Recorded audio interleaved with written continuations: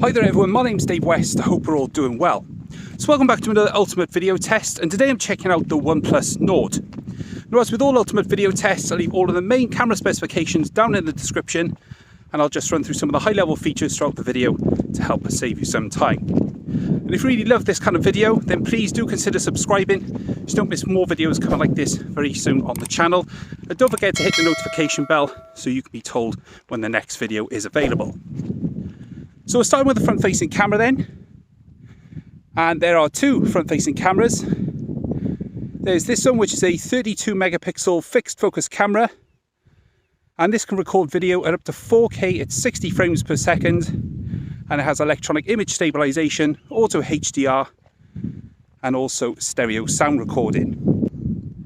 Alright, so onto the OnePlus Nord's party trick then, which is its capability to record at 4K at 60 frames per second from its main selfie camera. There's been a little bit of controversy that the fact that the phone can't do 4K 60 from its rear camera, but it can at least do 1080-60, which isn't a complete loss. You could always upscale that if you wanted to later in editing. It's purely down to the fact that the Snapdragon 765G chipset in this phone can't handle 4K 60 from its rear camera, which leads me to suspect that they're upscaling this video on the front facing camera from 1080 to 4K 60, I think. I'm not sure if that's true, but it may be why you're able to do it. But as you can see, 4K 60 from the front facing camera, especially the wide lens, retains good exposure and colour. And everything is changed nice and quickly when you start moving around, so it adjusts for optimal conditions, which is great. Okay, so for comparison then, this is 4K at 30 frames per second from the ultra-wide selfie camera. And as you can see, I can fit much more into the frame behind me while still retaining a really good level of image quality. And once again, the electronic image stabilisation doing a great job of stabilizing everything around me, which is cool. Alright, so kicking things off then on the rear cameras at 1080p at 30 frames per second. So there's two usable cameras here for video. So you've got the main 48 megapixel sensor, and then you've got a secondary ultra wide camera, which I'll show you in a moment. Now all cameras are supported with electronic image stabilization. Just like the front camera, you also get stereo audio recording. Now, also like the front camera, it does feel a little bit disjointed. Only certain combinations of frame rate, resolution and lenses can do certain things, which is a little bit frustrating, because it means you have to keep diving into the settings to change the camera to the resolution and lens that you need, which is a little bit annoying, but it's no deal breaker in my opinion. Now, there is a 2x digital crop option. So the Sony IMX586, which is fitted as the main sensor, it's actually a really good camera. So this is come from the OnePlus 7 Pro, OnePlus 7T, and allows you to crop in without any perceivable loss in detail, which is great. And then we can move back to the ultra wide angle camera, which is 8 megapixels. So we'll just show you consistency. So as you move between each lens, you can see a slight change in color and the way the image kind of looks, but it's not too bad, and I don't think anyone at this price point is going to be too unhappy about that.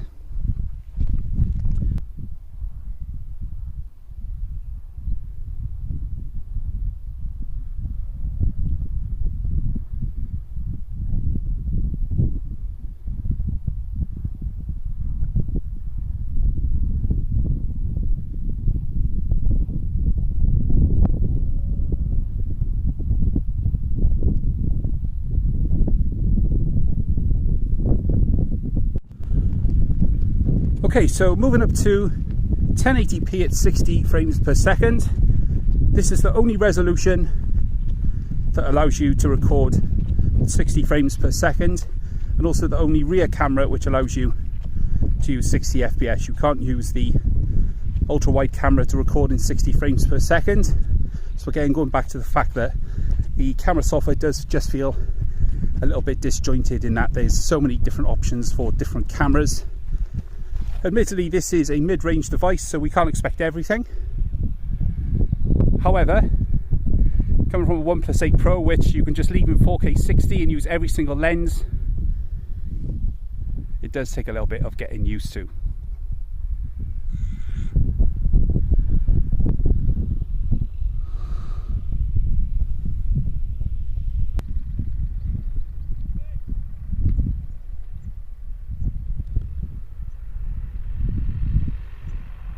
Alright, so this is 4K at 30 frames per second then. And in this mode you can use the main wide lens and also the ultra wide angle lens. Now the thing is, you can't switch lenses in 4K when you're recording, so you just have to stop recording and then start with the extra lens once you've selected it. Now you can use, again, up to 10 times zoom, which doesn't look too good, to be honest.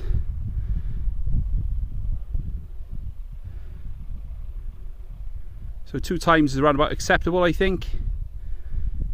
And then, rather annoyingly, when you press the selection, it goes back to the main lens. So 3 times I think is about the limit, but anything more than that, really starting to see the image break down, as you can see there.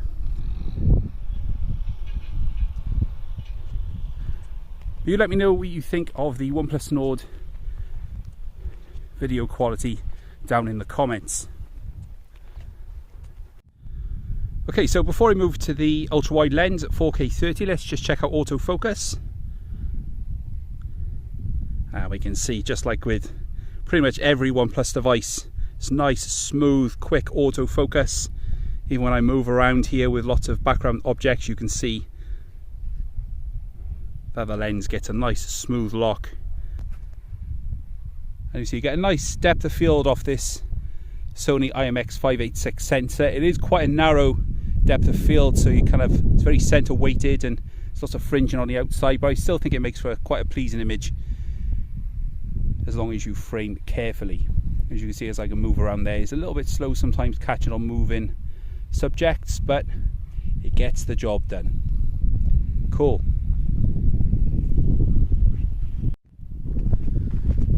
Okay, so before we move on to the additional modes available, let's just finish off with 4K 30 on the ultra wide angle camera.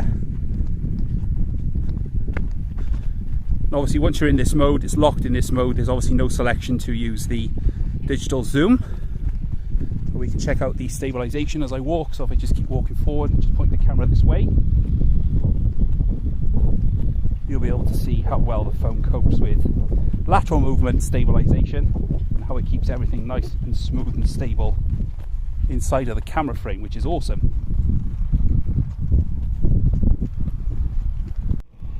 Alright, so as well as the standard camera modes, as with OnePlus devices from the 7 series onwards, you also get super stable mode. So if I kind of just crouch down a bit, you can kind of see how uneven this hillside is.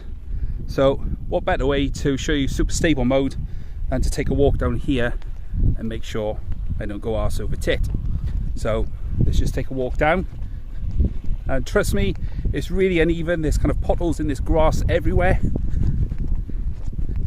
but the super stable mode works on a multiple axis. It's been improved from the very first version which was brought out, and it gives you a much smoother stabilization experience than when just using the standard electronic image stabilization in the other camera modes, as you can see, hopefully.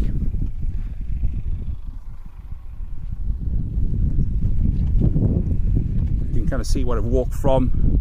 There's kind of dips everywhere in the grass, and if I move sideways here, hopefully you can see how well it stabilizes the video. It basically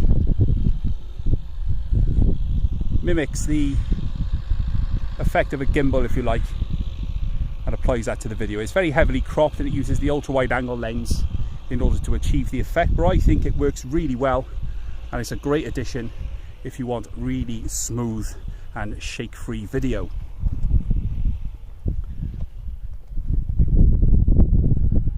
Okay, so in addition to super stable mode, you also get this feature which has been borrowed over from the OnePlus 8 series, and that is the Cine mode.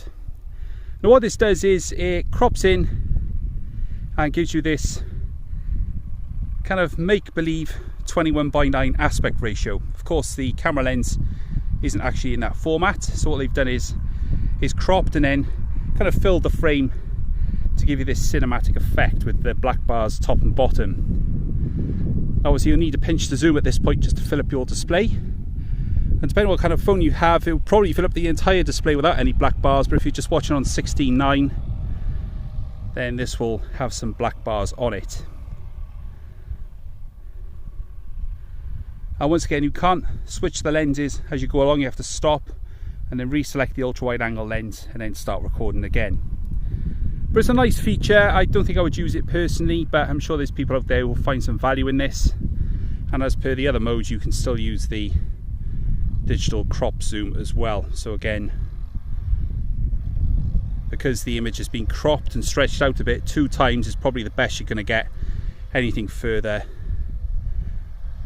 as we can see, suffers from some quite bad image degradation. So, but at least the option's there should you need.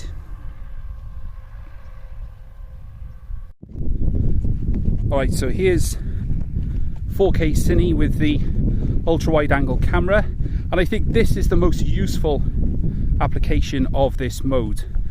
Because you've got the ultra wide angle camera doing the work, you fit it much more into the frame, so the kind of crop that you get from the video being moved in so far is kind of removed a bit, and then you get a much more pleasing effect, in my opinion.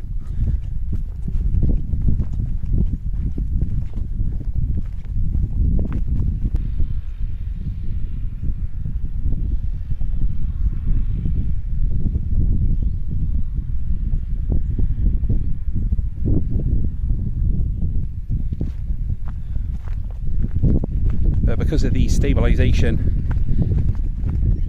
you can achieve some pretty cool effects just by tilting the camera slowly as you walk past, and you don't get any shake or anything, and you can just get some cool dramatic shots using the ultra wide camera in Cine mode,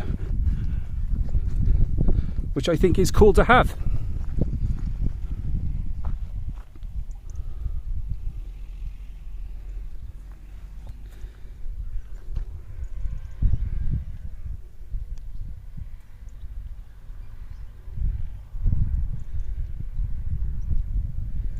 Alright, so that is all of the front and rear camera modes then from the OnePlus Nord. Now there are some filters available for the video, and if you want to see what they look like, then go check out my OnePlus 8 Pro video, which I'll link up on the screen now, and I'll give you a better idea of what they look like.